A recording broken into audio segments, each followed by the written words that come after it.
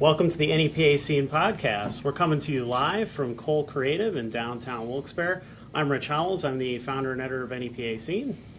I'm John Popko. I work for Time Shamrock Communications and Radio for Rock 107, Alt 92.1, and ESPN Radio.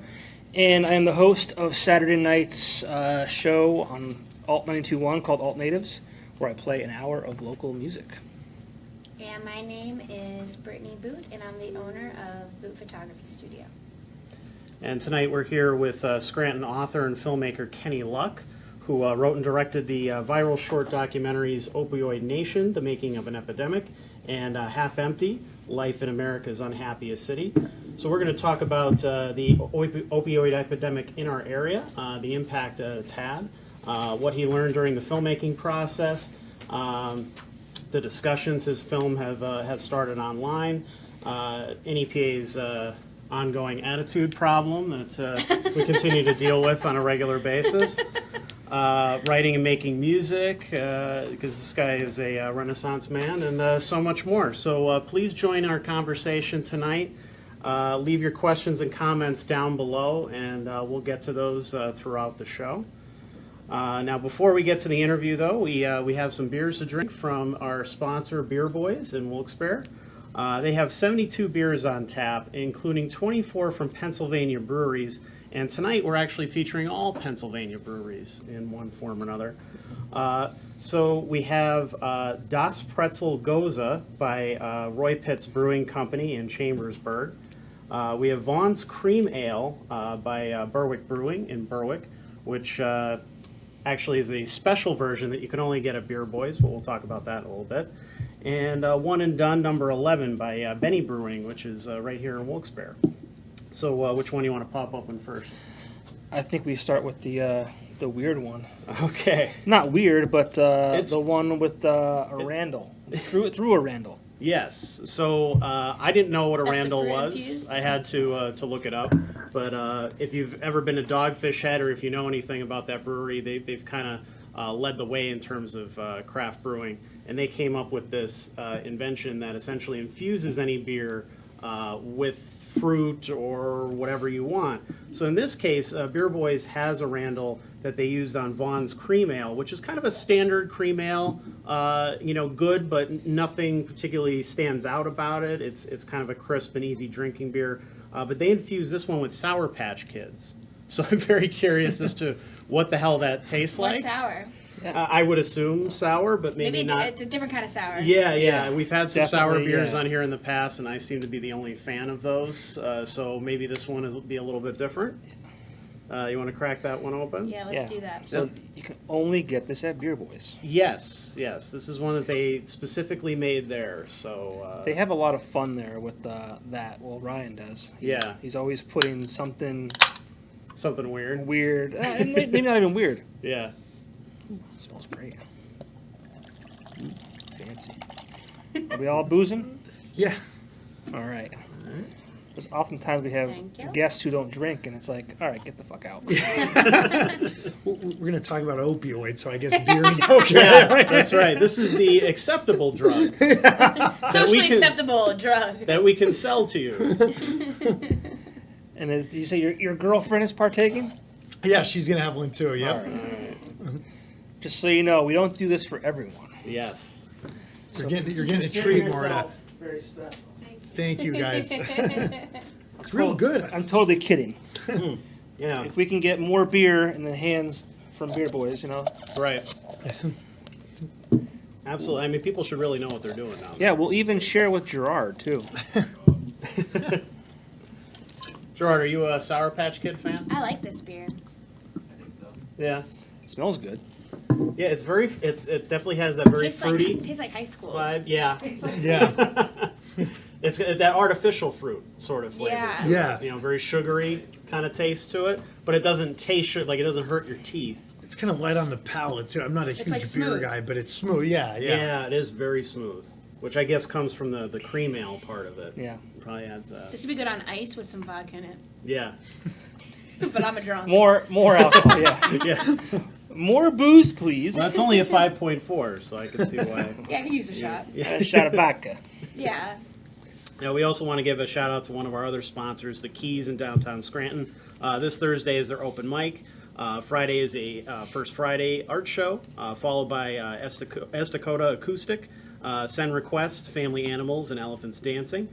Saturday night is a night of folk and bluegrass music with Christopher Kearney, David Haig, who is Coal Miner Canary, and American Buffalo Ghost, which is Sean Flynn from Old Charades. The Kirby Center is also a sponsor. Tonight they have Fozzy, which made parking a little difficult tonight, but they seem to have a good crowd for that. Linda Eaters on October 6th. Halloween movie screenings on October 13th. Arlo Guthrie on October 27th, and Evil Dead the Musical on October 30th. So they got a lot going on this month. And there's also a few other things I didn't even mention. Loyalty Barbershop and Shave Parlor is a sponsor as well. They have locations in Scranton, Archibald, and they just opened a new shop in Wilkes-Barre on South Main Street, where the old Cafe Metro used to be, if you remember that. They just had a big party over the weekend to celebrate that with musicians and stuff. Packed. Our photographer Keith Perks went there, took some pictures. It was a cool event, and Bob Lewis came out of. I spent most of the weekend with him Yeah. preparing. We had a lot of fun. We turned a whole day into a Polaroid day and just went around taking crazy pictures, which we ended up putting in his CDs at the album that's release. cool. We put a Polaroid in each CD. Nice. That's neat. Now he has a new album, right? He does. It's very Bob. It's very, I just want it to like come together, man, and just have it be simple and cool and just like, no bullshit, And so like that was like we just hung out that whole weekend and just made the album art with no bullshit and like just hung out and took Polaroids and just made it like really simple and cool, and that's exactly what he wanted That's to awesome. do. So Now, where is he living now? Nashville, he's in East Nashville. Wow. Yeah, he Good for loves him. it.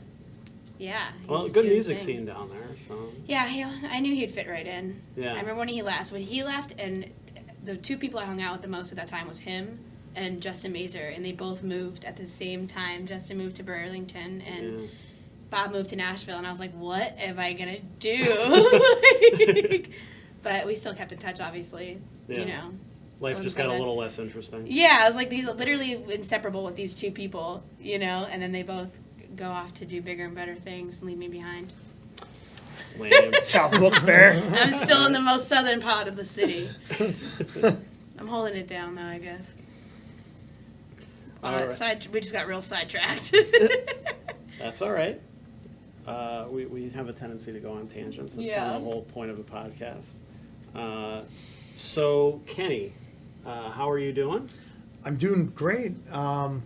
First of all, I want to say it's a huge pleasure to be on the podcast because I've been following you for a couple of years. Thank you. I was waiting for this day, so I'm super excited to be here, and it's awesome. So I appreciate it. Cool. I appreciate you coming on and taking the time to do it. Yeah, no problem. You've had a busy media schedule. You've been on like practically every other radio show. It's been crazy. Yeah, I did like Rock 107, WILK, like all the big things, and it's kind of crazy. It's like there hasn't been one that really hasn't asked about this issue, so it was pretty cool to kind of be doing this little. I'm not calling it a tour, but that's what it's kind of turning into this month. Right. It's pretty neat. That's awesome. Well, the video just hit over 23,000 views at this point, which was kind of beat the old one. It did.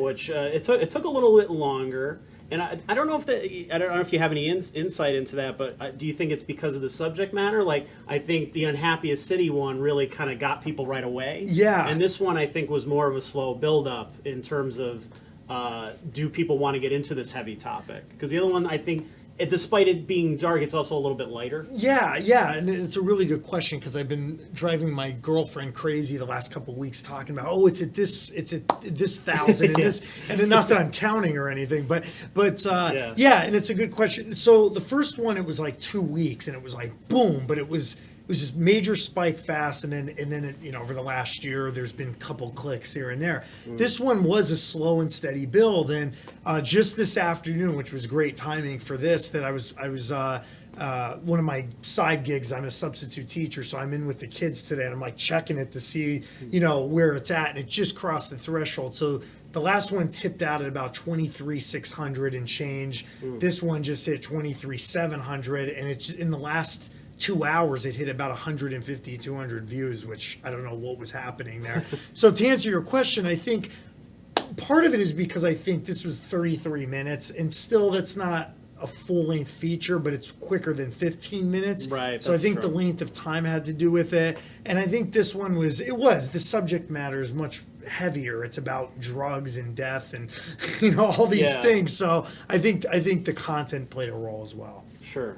Well, let's first talk about the first film that you did, which talks about essentially why Scranton is considered, in many polls and studies and things like that, one of the unhappiest cities in America, the unhappiest city in America.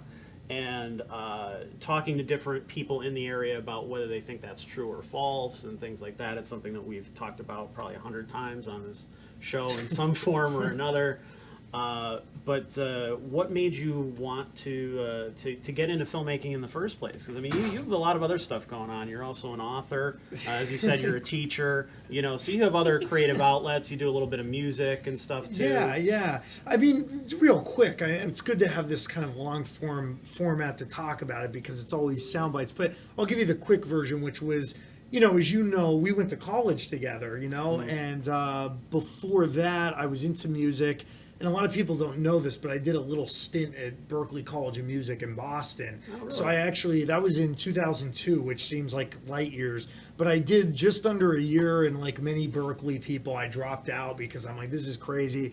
Enrolled in Marywood and just got lost for a couple of years in books and reading literature and French existentialism, all this crazy esoteric stuff.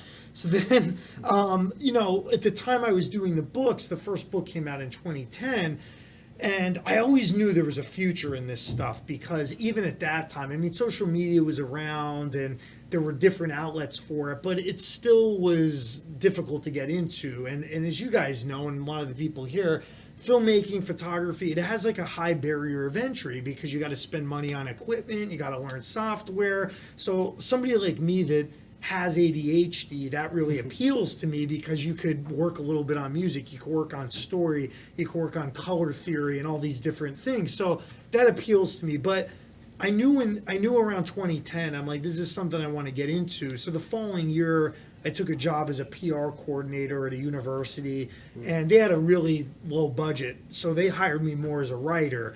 But they said, hey, if you want to get involved with film, go right at it because we can't afford somebody. So the early work was really shaky and not really good, but that's how you get started with things. And so I kind of learned on the job, and then continue to take all these kind of crazy freelance things that a lot of people don't want to bother with.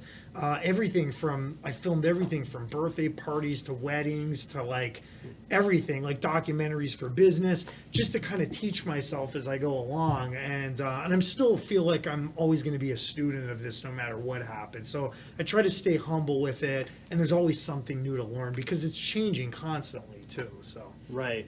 So did you imagine when you had started your first short film, essentially, did you think that it was going to gain all that traction? No, not at all. And to be honest with you, I remember when that was going on in, it was like February of 2016. Yeah. And I remember we put it up on the website, and I thought this would be great if I could crack 1,000. Like really, I thought this could be great if they did it. In 2 hours, it was like at 5,000 or something. I'm like, who are all these people watching this? So I mean, a little bit of backstory about that. So I think you know this. I'm in grad school still at Marywood. I'm a doctoral student in human development, so I'm interested in like social science research and all that kind of thing. And I remembered a few years prior to that there was a study done. This was like a national sample that they used to figure out like where are the unhappiest places in the United States.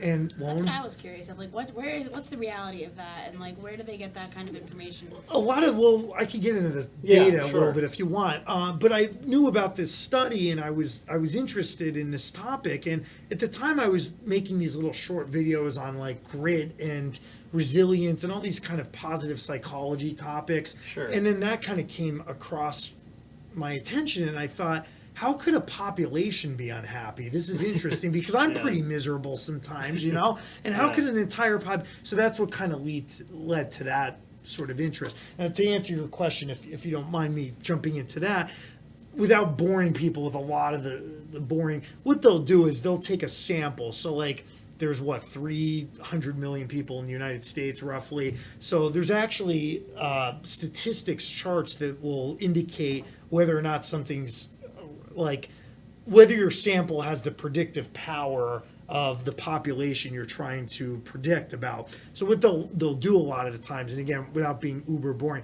there's all these things called parametric statistical tests. So you can actually like test these things and be within 5% or 1% sure that you're correct. So that they use They're this like algorithms to decide.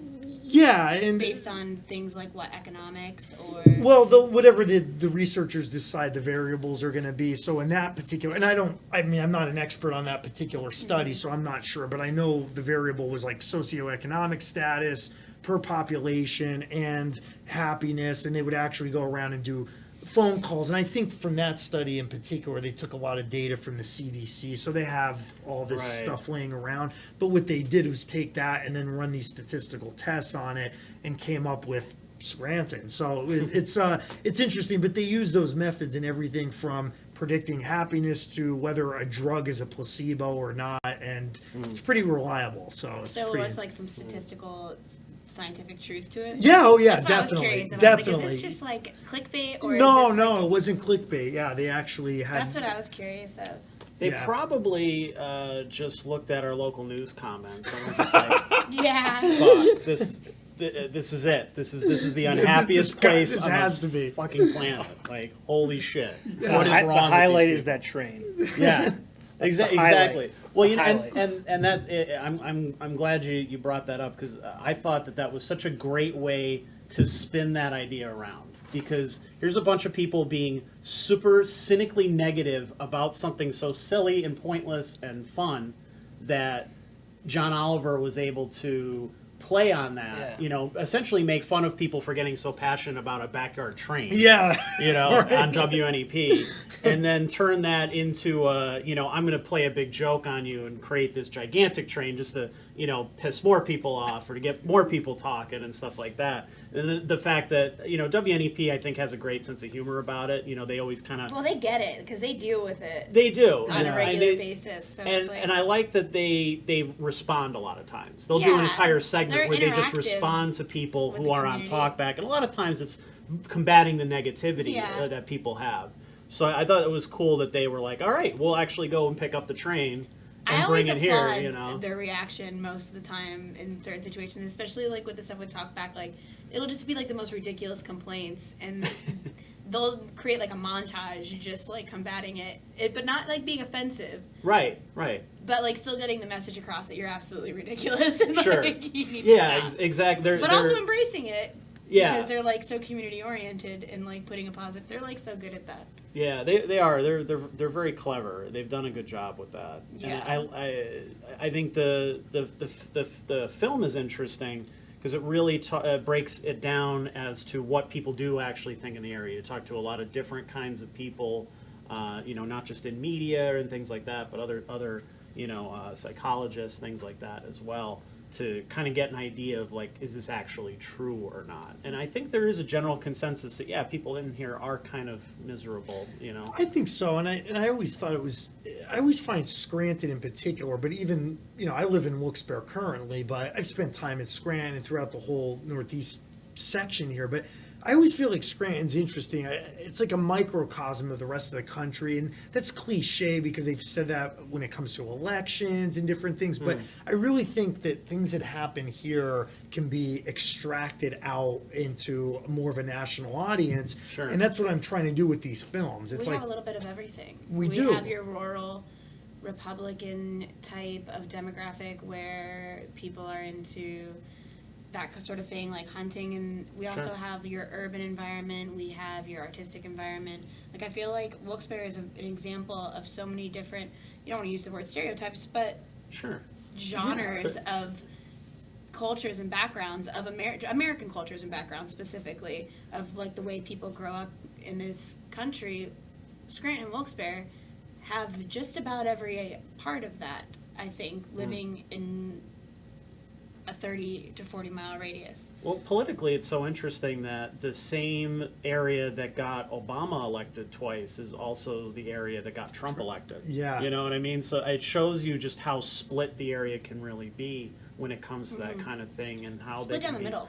Yeah, it really is. You know, and I think it showed that more people came out for Trump because they were just more passionate. There's a lot more money. There's a lot more money in And a this lot of area, I people think, are- than people think, too. Right. And I think that plays a big aspect when it comes to the political. But it's in a small amount of people. You know, that wealth is very, you know, as Bernie would say, you know, not very well distributed. So Bernie. you have You know his voice? Bernie. He just went like this, and that was good enough. Yeah, exactly. That's all you Yeah, gotta do. you gotta- just do a, you know, a Curb Your Enthusiasm kind of Yeah, like a Larry David. stereotypical Jewish impression. And Yeah. you pretty much got it down. But I just think it was so crazy that we're still talking about that in a lot of ways. You know, that it's not something that you know, was a one-time thing and dies down. I think that subject can be brought up again and again. Yeah, I think so too, and maybe there's more room for films in it. Who knows? You know, it's Sure. ongoing. Now, with the opioid epidemic, like, I mean, there was a lot of national coverage that came out of that first. To me, it seemed like we didn't have, you know, other than, you know, this person overdosed or this person got arrested with drugs. I didn't think there was a lot of local coverage on that There's a until lot of the deaths. national stuff came in, you know, until you saw NBC doing things on it and stuff, and then it was like, oh yeah, statistically it is pretty bad here. And then you saw a lot more of the big media around here kind of jumping on that bandwagon to talk The about those death things. is off the charts. Yeah. I mean, it's outrageous. Like, the statistics are outrageous, you know, and you talked about that a bit. That was something that, you know, we talked earlier about what I learned, and I had no idea that was, I mean, I live in my own little world. I go to Barnes & Noble all the time. I'm, like, in these couple spots, and, I'm not out talking to people all the time. Right. In my own life, but when it came to actually coming to do the film, when I actually did go out, I didn't realize, like, when they're saying epidemic, how prominent it really is around here. And I think you're right. I mean, even in the last couple of years, I don't think it was until 2014, maybe 2015, 2016, the last couple of years where that started to pick up traction the Right. way that it did. And maybe this is a good segue to talk about, why that idea. And we were discussing Half Empty, and for about a year, I kicked around an idea of like, okay, how do I follow this up? Because I'll put up a video on YouTube, and it might be a wedding montage or something I'm doing. It could couple hundred hits. Okay, that's what I expected. But then, how do I do something? So I was kind of planning this for like a good year, and we kicked around different topics. One idea that came up that I still think is interesting, but it might not pull in the popular imagination as well, is actually there's pockets within Luzerne and Lackawanna counties that are food deserts. So there's people that live in these areas that I guess however they calculate that you live at this point and within this radius, do you have access to like clean, healthy food? And I thought that's a huge thing. Like, so we kicked that idea around, and then a friend of mine actually said to me, he's like, you should look into this opioid stuff because, like you mentioned, it seems to be getting a lot of press. And once I kind of opened the box, that was it. It was like I couldn't ask enough people to come be interviewed. People were writing to me. I know this person. I have an aunt. I have an uncle. My brother OD'd. And eventually I had to kind of start saying no because I'm like, look, I had a deadline. I wanted to get this thing out by the end of the summer. and it's just insane how many people are affected by it.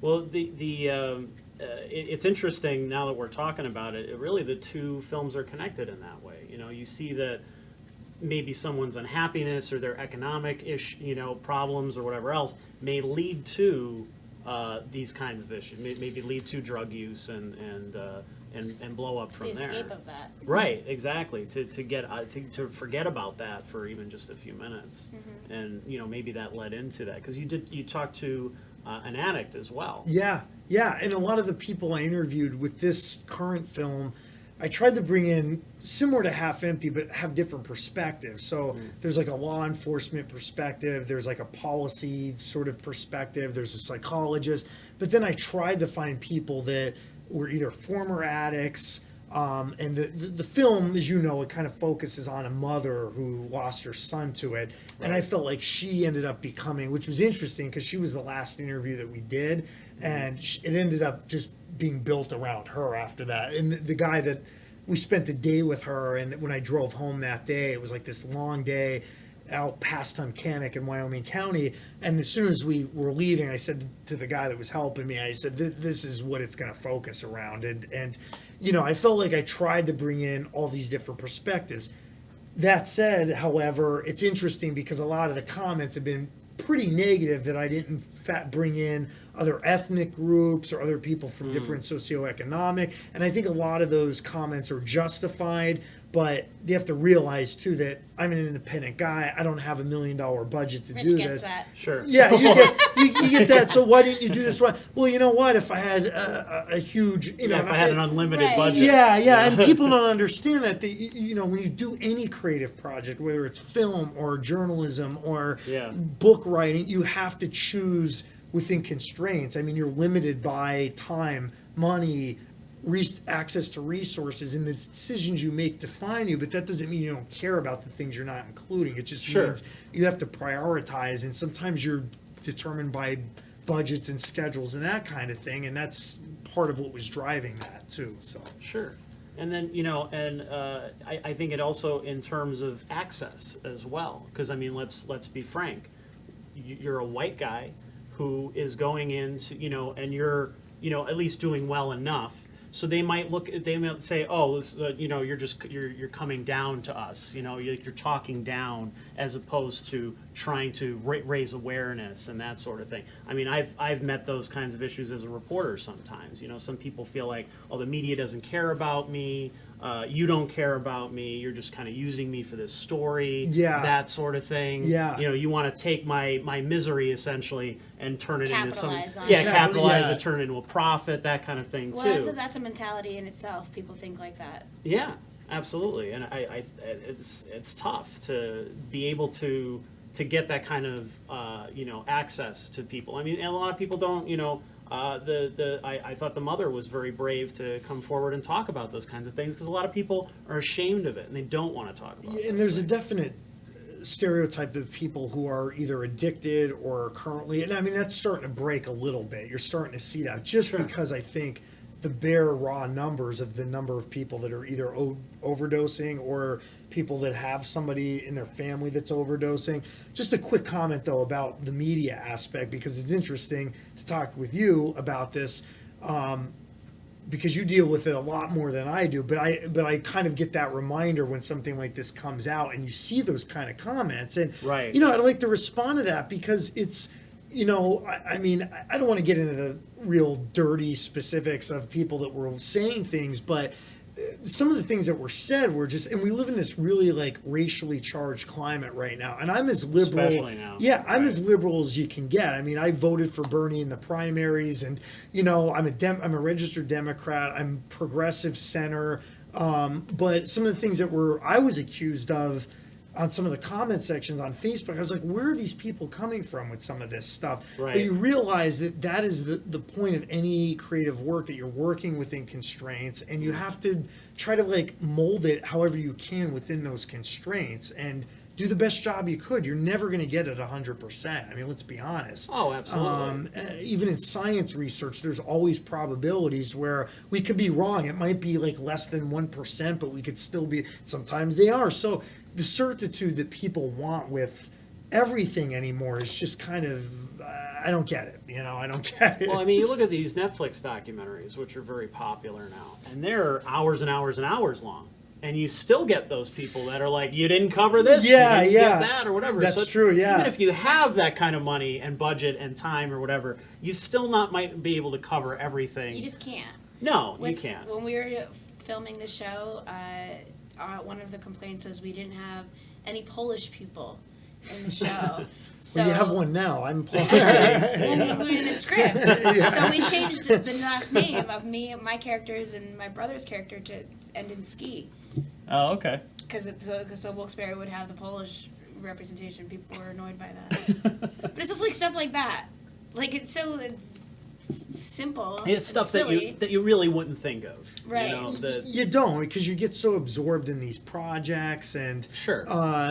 In my case, my aim with this was to really I just wanted to tell these stories and try to, Sure. I mean, this is a cliche in journalism, you guys know, but localize the national, nationalize the local, and that's always the thing, because in the media kind of saturated world we live in, too, you want to be able to appeal to people just outside our little niche, but at the same time, you don't want to leave it behind because of the reasons we talked about at the beginning of the show with how many different things that are going on here. So I think there's almost an endless amount of material here that you could make films, report on, write books about, and it's fascinating to me. And I think for people to be engaged in things, especially creatively, they need to be able to relate to them.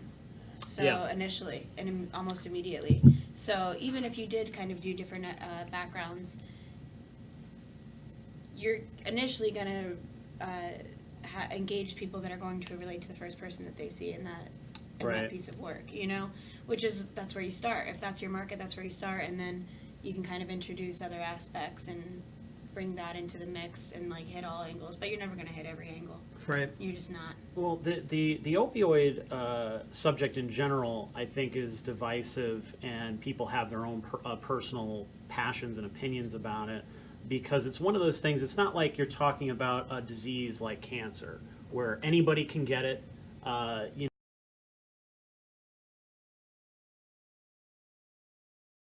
It's through no fault of your own, pretty much 99% of the time.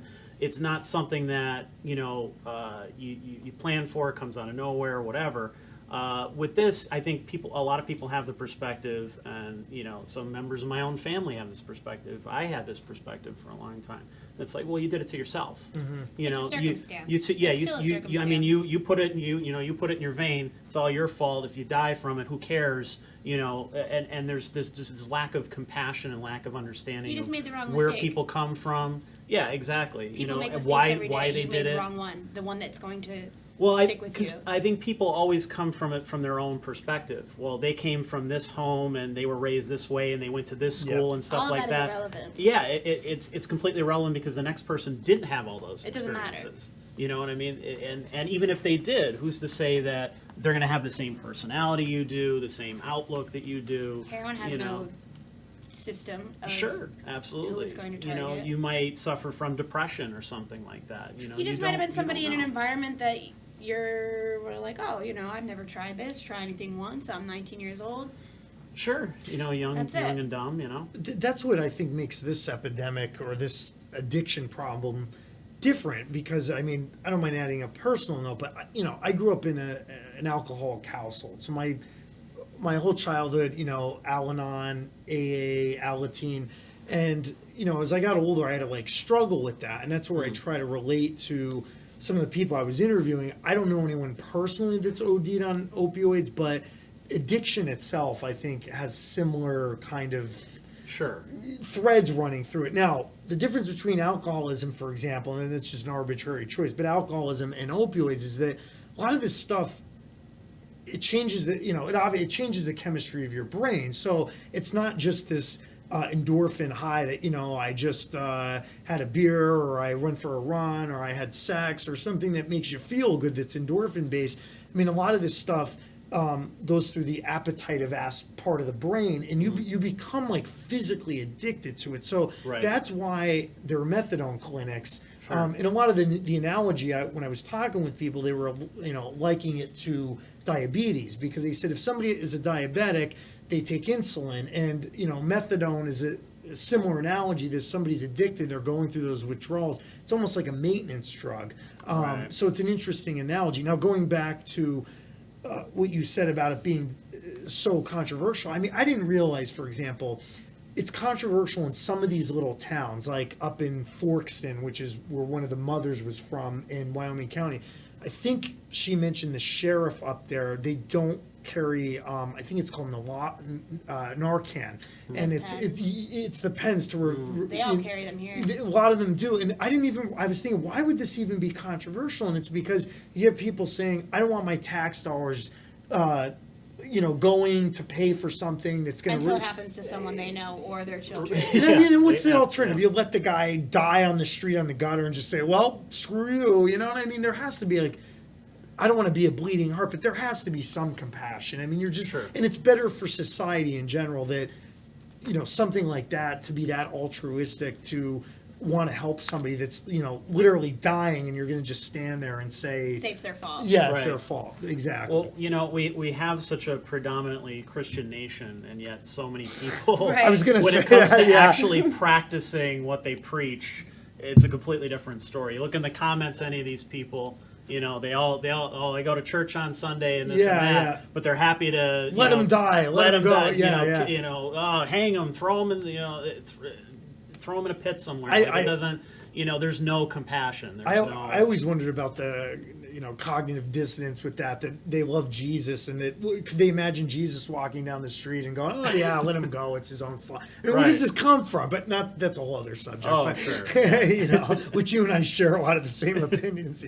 Yeah, absolutely. Well, I had an uncle who was an alcoholic and a drug addict, and he eventually just killed himself because he just kept doing it to himself. He was the youngest of all the brothers too, and everybody in my family just kind of had to eventually just give up on him.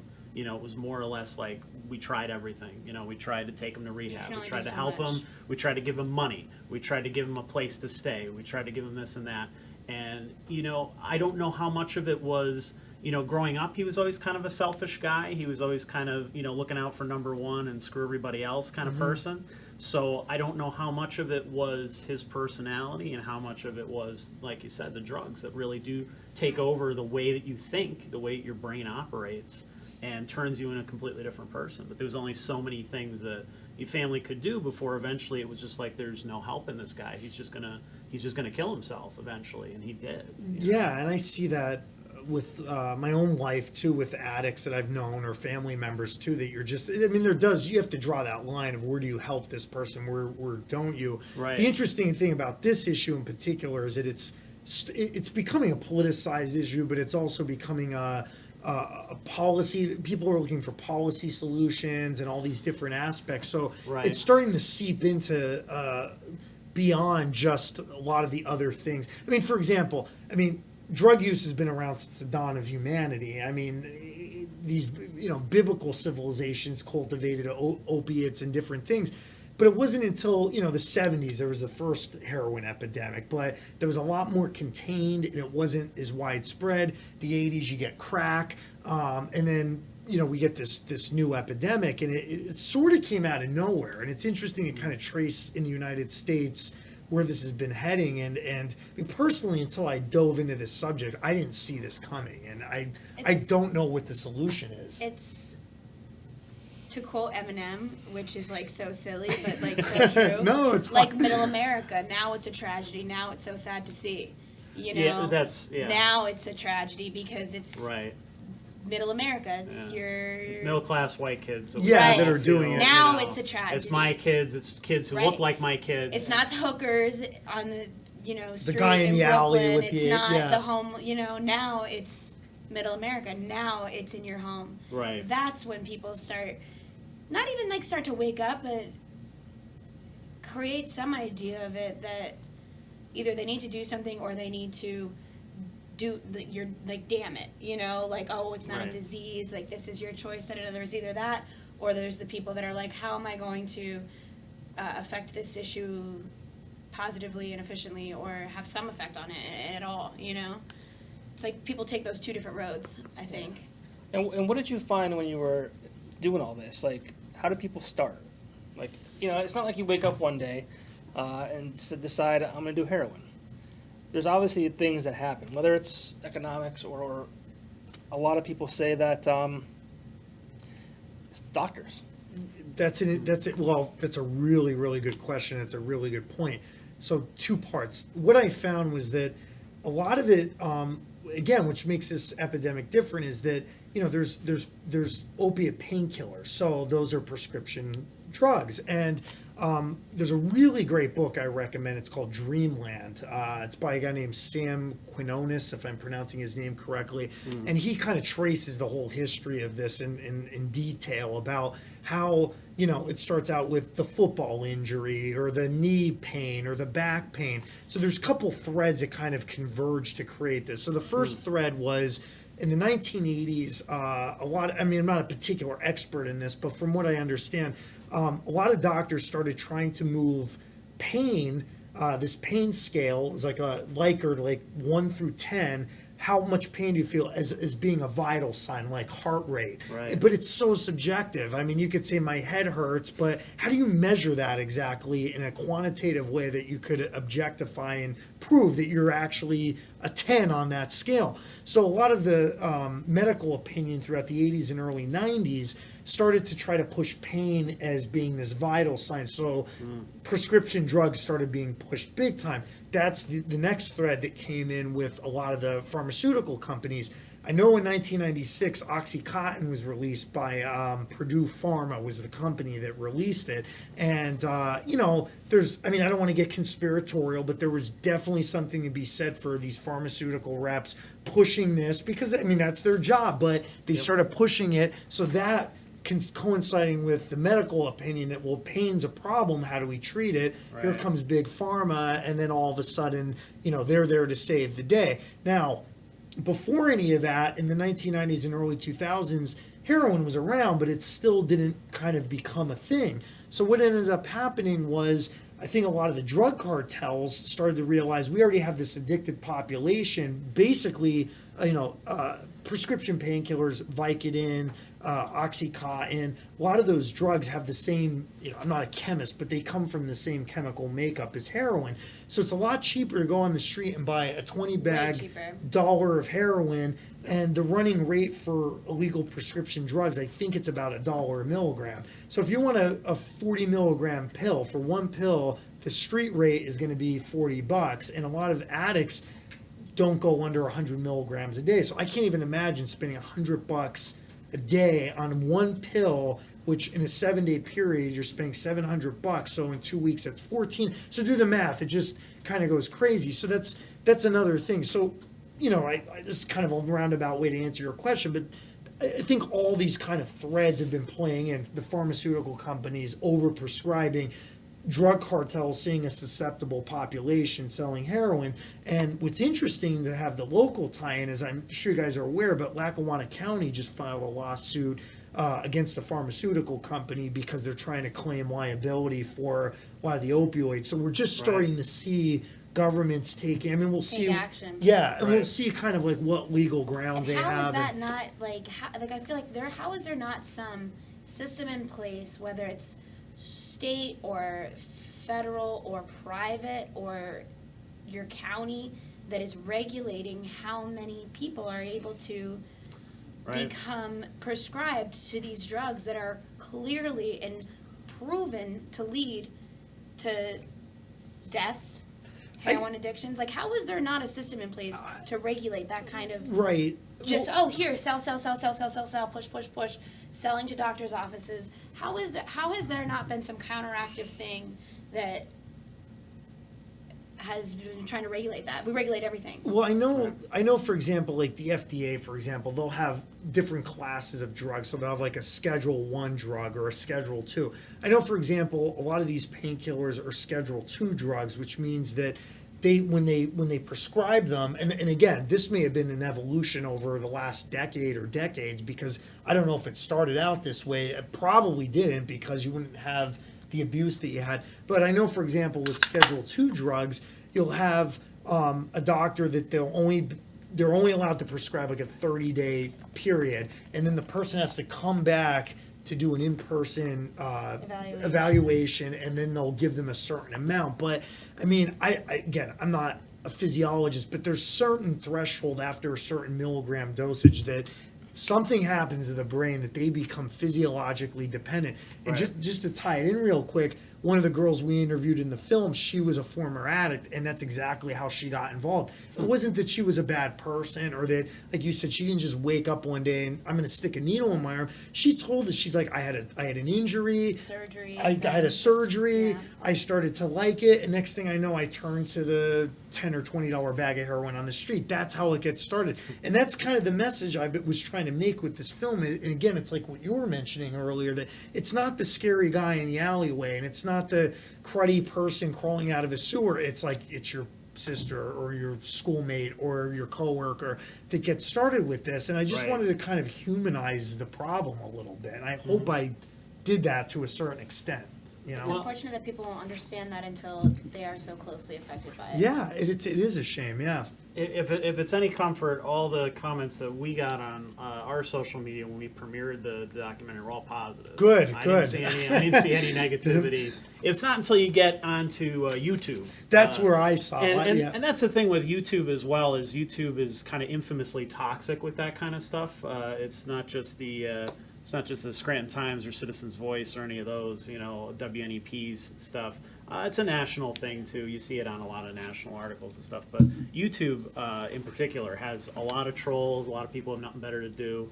I just a few weeks ago, we had posted it was just a 30-second clip to talk about the new Ink Master thing coming out with a local tattoo artist who has a spin-off show, and all the comments are just ripping the women apart, and just they're all misogynistic, like horribly. Oh, she's fat, she's ugly, she's how could they give these hags a show, like just crazy stuff just out of nowhere. And it was just like, these people have nothing better to do than sit here and trash stuff without actually doing anything themselves, creating anything themselves. And you're on the forefront of this because you publish stuff daily and have to deal with this. Sure. And it's interesting to hear your perspective. For me, it's like I kind of pop in and pop out lately with different things. And, the way I handle it is, honestly, it's like there's different philosophies. You could combat it. I actually like the way you deal with it sometimes, because you just go right out and you're like, look, this is the way it is. Yeah, I don't try to feed the trolls, as they say. Yeah. But I will respond. I will say, okay, wait a minute. You're saying something that is just not right. And I know you and I had a mutual idol in Christopher Hitchens, and he was somebody that would do that a lot when he was alive. But the way I've been handling this is just basically, not responding to the negativity, because I made mistakes early on with the books with NEPA ties. I would just engage with people, and it would be this back and forth, and it made me exhausted. And I was like, so I learned from earlier mistakes just to not engage in that stuff, and that's kind of my philosophy. You do have to draw a line somewhere and say, all right, I'm done. I'm not gonna, because that's kind of what they want. You just go down the rabbit hole with it, and I think you do a great job with handling it. And thank you. Thank you. I appreciate that. We did actually. I did get a question. Jess Mione, who we've had on the show. Oh yeah, before. yeah, Jess, yeah. Kenny says, "Have you seen The Man with the Golden Arm?" Is it a film? Yes. She said it's based on the book by the same name. So it has Frank Sinatra. He's addicted to morphine. Oh no! It's a very interesting perspective. I haven't seen the whole film. I could catch part of it one night on TV. It was good. Well, I never saw it. I'm going to make a note of it. I have to say, Jess is a very talented person that contributes a lot. So I'm just plugging her because she's great. And, I got to say, but that's an interesting thing about heroin, because, in the 40s and 50s, it was it did have this hip intrigue to it, because you had people like Sonny Rollins that were addicted in the literary circles, which like William S. Burroughs. These people were all heroin addicts, and I think early on it had this sort of intrigue to it, and then it got really dark really quick, because I'm a huge fan of jazz music, and a lot of jazz musicians would would abuse it. Sure. Charlie Parker, I think, and people like that. So, and then, I mean, there's a whole history to this that's fascinating in a lot of ways. So, Sure. You know, a lot of interesting music and writing kind of came out of drug use. It did. It's controversial in that nature. People 'cause it's glamorize like, it. Yeah, it They're does. gonna jump right back in there. early on, yeah. You did quite literally. Yeah. But yeah, it's definitely has that you know, perspective, and in some cases it seems like musicians kind of sometimes create their best work on that stuff, and then when they're clean up and they're sober and their they're album good, sucks or something. yeah, they're completely different. You know, Yeah, like Trent Reznor being a good example. Yeah, Like his yeah. stuff is so different now. I think anyway, as a longtime fan. You know, when he was on drugs, it was like this stuff was super dark and super angry and stuff like that. Now that he's happier and in a better place, like, okay, you're very talented, but Less relatable. not Yeah, that is good. Exactly, very much less relatable. I mean, you're a millionaire now, so I guess it's going to be much harder to write that Yeah. from that perspective. So I guess, you know, kudos for not being a phony. Yeah. Trying to, you know, make it dark when it I guess you can't be. You know? Someone who recently passed away was Walter Becker from Steely Dan. Yes. Earlier in September, and I know he had. I'm just bringing him up as an example, but I'm a big fan of the Dan, you know, and Yeah. he had a heroin problem, I think, in the 70s and 80s. So you see it across different subgroups, and Sure. it's interesting to look at. I guess there's no good way to, as we're talking about addiction, to transfer back to. No, Beer. there has not been a good Segue moment. for you to be like, oh, can we drink this other beer? I'm just going to drink it because I'm thirsty. Yeah. No, go for it. Go for it. What did you open? The Benny Brewing the Benny One Brewing, and Done. It's the very One and good. Done. It's a dry hopped Belgian saison. I think. See, here's the thing about craft beer is I guess it has much less of a stigma because all these craft beer people are snooty as shit. You know? It's like a wine. Yeah, I mean, exactly. really, So, starting swish it around a little bit and spit it Smell it. out. You know, Yeah, that kind of yeah. thing, and then smell it for 20 minutes before I drink it. You know, that kind of thing. Are you partaking, Brittany? Sure, yeah, of course. Oh, I can't reach your cup. So this is one and done number 11. Apparently, there's 16 of these different styles, different ones. But What is this one, Benny? yeah, it's a Belgian Thank you. saison. Oh, I like all the beers tonight. Yeah. Kudos to Beer Boys. On North Washington Street in Wilkes-Barre. Yeah. 72 beers on tap. You guys are so good at that. Johnny, I right. caught on from Johnny. He's like the man with. Well, yeah, he is the sales guy out of all. Yeah, of us, like, so he's- coming with that brain and that What's that? perspective. You're like You're the just the sales guy. guy. Don't call me that. Johnny no Sales. one likes a sales guy. Not a sales guy, but just like you're the plugger. Plug. Yeah. Plug yeah, beers. well, you know, that's what they pay for. I know. I'm a big advocate of getting what you pay for. So Right. I don't lie to my clients. Cheers. So from the now that the movie's been out for a little bit and you've kind of what is your perspective on the film looking back now? We talked about that a little bit, but maybe what's next? What are you looking at in the future? Yeah, thanks for asking that. I think, this month has been, just giving a little bit of a plug. This month there's a ton of events related to this, which I was surprised right. that came up. Yeah. I'm going to be speaking at BlogCon in 2 weeks at Penn State Worthington and discussing, sparking conversations through creative work. So that's kind of going to be coming up. Lackawanna College and I are partnering, and we're going to be doing a public showing of it. On Thursday, October 19th. It's free and open to the public at 12 to 1, and they're going to do a Q&A session. And then finally, it's going to be showed at the NEPA Film Festival, which is awesome. I'm super excited because to get something into any film festival isn't always easy, and I think the fact that they asked me to submit and it got in, I'm super excited. So for the next couple weeks, I'm going to definitely be plugging this and seeing how it goes.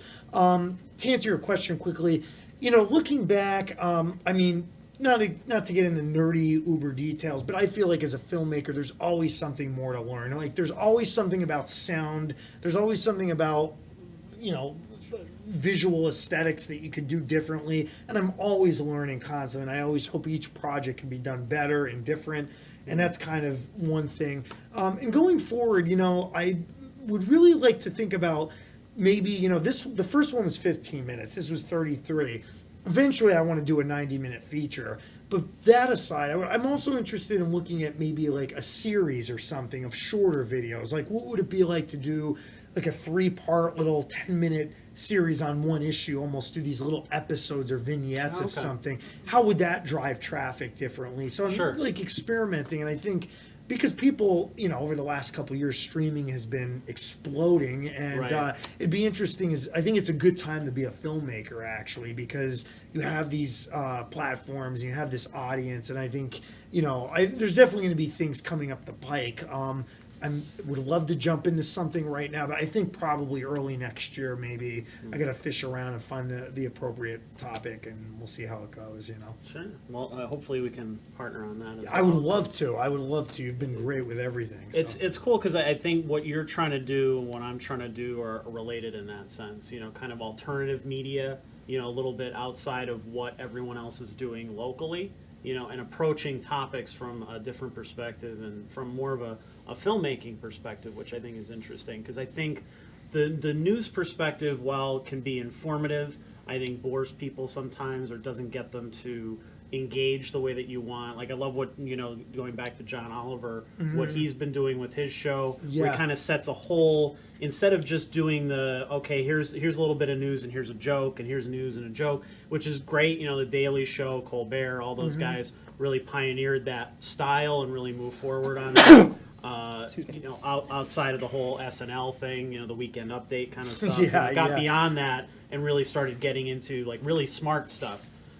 That's, I think, much better, more impactful. And then you have John Oliver, who's really taking a whole segment and doing 20 minutes on a thing, kind of a mini documentary in that sense, of picking apart a national topic that maybe doesn't get as much press or maybe isn't as interesting. I mean, he even started off a lot of times saying this isn't something you're going to hear a lot, just because it's not flashy. It's not the big thing to talk about. Yeah, and I definitely see the intersection of what we do in a lot of ways, and I appreciate you saying that. And I think, it works. I mean, you've proven it works. I mean, you've proven it. And I feel like what I've been doing, just the number of views in a way, I mean, people could say, well, I know tens of thousands isn't necessarily breaking the internet of what's possible, but it's still pretty good, not having a budget necessarily, doing it on my own. The fact that I feel like I know what I'm talking about and having an informed craft behind it. And like I said, I think it's a good time to be a filmmaker. And there's not a lot of people doing it, like you said, too. I think with film, like I mentioned earlier, it has a high barrier of entry. I mean, it's expensive to get in this. I still don't have the cameras I want. I still don't have the software I want. I still don't always have the skills I want, but it's just an ongoing thing, and that appeals to me. And I definitely foresee a future in this and to keep doing it, and I hope that it just builds with every project, I have two questions. Sure. One, it might be even easier now, though, to do stuff like this with the technology we have. I think 20 years ago, it would cost a fortune. Yeah, absolutely. So what you're saying is very true. Obviously, it costs a lot of money to do that, but it's also a good time to be a filmmaker because there's also different things you can do. Yeah, and I even see this on the side gigs. I'll do freelance jobs, and even something as boring apparently as weddings. In the 80s, it would be like, film guy has a tape going, they film the wedding, they hand the couple a 10-hour tape of their wedding. Good luck watching that. Right. Now everybody's into these, like, still very time-consuming, but these sort of montage videos with weddings. Yeah, and you're absolutely right. The cost of things have gone down. The access is growing. But when I started to get into it, I still realized, I'm like, well, look, I got to still understand composition, form, some color theory. I don't have to be a fine artist, but I'm lucky to surround myself with people who know that stuff. I have friends that are MFAs, and so we have all these like really in-depth art conversations. So I'll learn from them, and I'll learn from people who went to film school. So it's another smart thing that I think good advice is always surround yourself with people who know what they're doing and good people as well, and you learn from that. And right. But with more media doing it, it kind of sets a bar, and then you try to you want to get near that in some form or another. You want to do, that kind of quality. Like if you see the guy next to you is shooting on an expensive DSLR, you can't just go there with a cell phone and not only expect the same results, but expect the same reaction from people. People will be like, oh, well, this doesn't, this isn't that great in comparison to what this guy is doing. And even if that guy isn't doing as well a job making a film or expressing ideas or things like that, they might pay attention to that more just because of the difference in quality. Absolutely, and I think that's the whole thing with filmmaking that I find. And if I could tie this in, I know you mentioned earlier about music because I have a little bit of a background.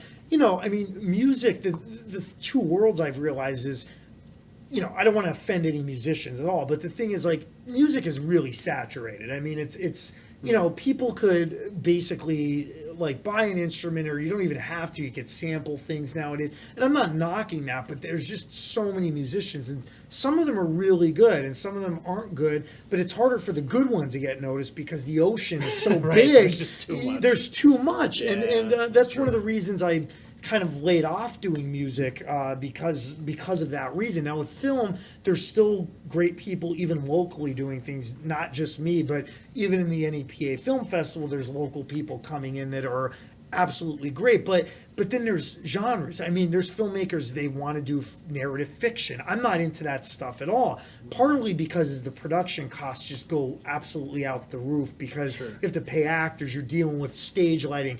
I don't even want to deal with that stuff. With documentary, you could go out with your DSLR, your external recorder, get pretty good lighting, and it's going to be convincing.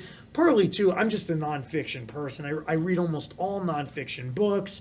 I mean, fiction is great, but it's so there's so many different things. If you're a filmmaker, you might want to do documentary, but you also, there's people that want to do horror, or they want to do, like, whatever, some kind of pop romantic thing, and I just happen to like documentaries. And I got to say this because I've never said it publicly anywhere, so this is the first time. But, I have to say, and somebody might roll their eyes. In 2004, we were college students, and Michael Moore put out Fahrenheit 9/11, and I went to see it, and I was like, it was the first time I went to see a documentary in the theater, and I was like, this is absolutely awesome. Whatever you think of his politics or him himself, I just found it to be that a documentary could get people so revved up about an issue, and I thought the seeds were planted back then, and the technology really wasn't where it is today to be able to do this stuff. So that's kind of where I got the spark way back when to be interested. He was kind of a pioneer with like Roger and Me and stuff like Yeah, that. in the 90s, indie filmmaking. So he by that point had reached a level that he could reach an audience nationally and put something out. It was the right time because everybody was kind of politically charged with the at that war moment. and everything. Yeah, it just made sense, And I think he's still trying to, maybe, I don't know if he's exactly at the same level. I mean, and people know who he is now. I don't know if people are seeing his films in the same way, now so many other people are doing it too. Yeah, and he's part of like this establishment type of thing. But it's important that film in particular it was hugely successful. Right. And I was like, this is interesting that you could sway opinions. I mean, I was never a George Bush guy at all, but it was interesting that he was able, during that election cycle, we didn't win that year, the Democrats, but, he was able to sway opinion and do different things. So I just saw it as being, even though, it's important to point out, film's been around for over 100 years. It's not a new medium, but it's still new compared to painting, writing. I mean, compare it to those things, music. So there's still, I think, a lot to be done with it. Mm-hmm. Yeah, I think it's still growing as a medium. In retrospect, I like Bush. Well, he looks better now. I don't know if I'll ever like him, but I definitely like him more than I did because of. I've warmed up to him because of it's like whatever. But I just look at him now and I go, I like Bush too. Different Bush. He almost seems Jokes. It's 2017. Shave that shit. I was thinking Says the of guy with the beard. Yeah. So I'm not funny. I tried to throw some jokes in, but we need that, you know. that's what I'm here for. My second question though was, so it's a 30-minute documentary, correct? Yes. Obviously, it's not done in 30 minutes. The research, the editing, like how long does that take you, or did it take you to complete that project? We did it. We did the first interview in mid-April. Conceptually, it took longer than prior to that because just coming up with the ideas. Right. The filming ended in late July, and then the editing was actually pretty quick. It was like a 3-week thing, but I edited it myself. Now, it's important to point out that I was working another job and was laid off, and then had this kind of interlude period in the summer. So that really helped me out a lot to be kind of not doing much, to be able to kind of, you know. Yeah. But as soon as I got laid off, I was like, okay, this is a great opportunity to go out and film. But it was a ton of work, and it was you know, the first documentary, there were 4 interviews. You go out, you shoot B-roll, you know, you do narration, whatever, and put it to, and that, honestly, it took like 3 weeks. I knocked that out. It was like over Christmas break and the 2015-2016 term. So this was like a 5-month thing, even for 30 minutes. And it was like, you know, I had some help, Ryan Mulry, Kevin Vogren. Those guys are great filmmakers. They helped me with B-roll and with some of the interviews and stuff. But then it was like I had to kind of shift through all this and make it make sense. And, you know, by the end of it, you're so sick of it because you're just watching it 50 million times. And then you start really fine-tuning things. That's just part of the process. But I think I rendered it like 9 times. In 30 minutes, 9 times. It's like, even on a good Mac with a decent processor, that's still 3 or 4 hours. So, you know, it's like I'll let it render. I'm like, I'm going to go grab a coffee and come back. You know, so, I mean, just the math there, that's like a few days of just rendering the thing. Yeah. So it's a lot of time, you know. Well, hopefully people learned something from it, took something away from it. I think because you get kind of overwhelmed sometimes if people are negative, especially on YouTube or something like that. You don't see that a lot of people really like what you're doing and are positive about it. They may just not comment or say anything. I've found, especially now that we're back doing the open mic events and things like that, and I see people a lot.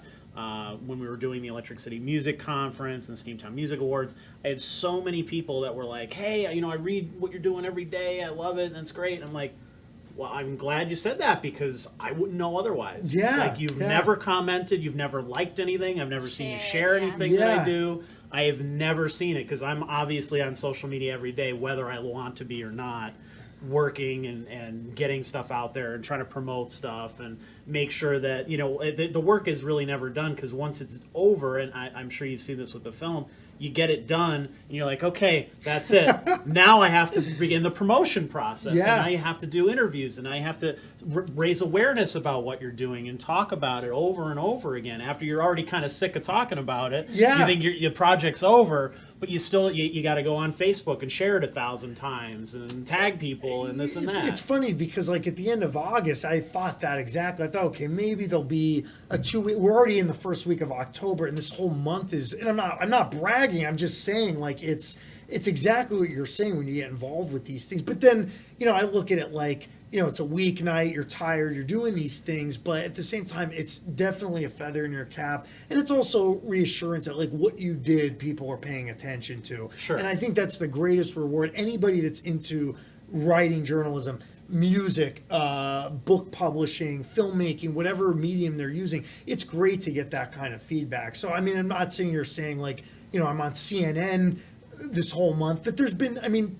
like you mentioned, every local medium basically came to me, and I was like, this is awesome. Like, this is such a good feeling. And, you know, then I could kind of, when it calms down, you go back and scheme and you think, well, what can I do next? And that's what I like. What am I going to throw out? Because, you know, once you get an audience, it's really cool to start shaping it the way you want to shape it. And I'm excited about whatever the next horizons are going to be, you know? Cool. Yeah, don't let any critics get you down. Because obviously you're doing well. And thank you. And I just want to thank the three of you guys. Honestly, I got to say again, this has been a fantastic. I'm not blowing smoke up, whatever. I honestly, it's been a fantastic pleasure, and I always wanted to be on this podcast, so it was actually a big deal to do it. So I appreciate the time and everything. Absolutely. We're happy to have you. Thank you. Do we have anybody else that? Well, my wife actually commented, but I think I kind of touched on that before she even said that. Okay. Or after she said it without knowing. So Because you're connected. Yeah. You know, she's pregnant and emotional, and I'm emotional too. I'm at home crying. This is us. I'm crying. Fast or Furious 7 crying. I lost people on the statistics explanation. I think that probably. Yeah, I was like interested in that one. People, and people consume this afterwards too once the live broadcast is over. So Cool. all right. Well, I guess we'll wrap up then. You Well- want to pop open that last one real quick before we go? Yeah. Tell them what it is. Oh, it's That was a good move. that was good. Let's see. Now this is the pretzel beer. So I guess if you're a person who Oh, eats yeah. pretzels with beer, There, Can we do it, like me and Joe were talking, we're gonna do a montage of like all my reactions, or just like to the beer. you totally should. And just be going ooh or ooh, or like oh. It's the Das Pretzel Gose, which is it's a kettle soured German style ale, mashed with York City's German style sourdough pretzels and infused with sea salt. That sounds really good. I'm gonna try this. So it also has aromas of white grape and fruit, followed by a tartness. So should be interesting. Followed by a tartness. But I guess while we're giving our final thoughts here, Oh, we haven't gosh. done a last word in a long time.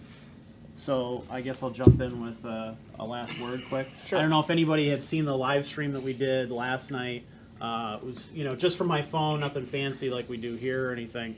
Of the open mic that we do. I saw it. And about halfway yeah. through.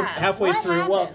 Well, here's the thing: is as I said, we get most people are really cool with what we do. They love it, whatever. Every once in a while, especially if you're doing events at a bar, you're gonna get a drunk asshole. You get a prick. Yeah, absolutely. So we had there was two guys in the back who were kind of, as I called them later from the stage to their faces. I said, you guys are like the old guys from the Muppets, like Yeah. yelling from the balcony kind of shit. And once the comedians got up, and I've seen this at national shows too. I've actually talked to a lot of national comedians like Louis Black and stuff, and they've dealt with stuff here that they don't even deal with nationally. Really? From people heckling and trying to, Similar. jump into the conversation and think, oh, we're, I'm so much funnier than this guy on the stage because I've had a couple of beers, kind of thing.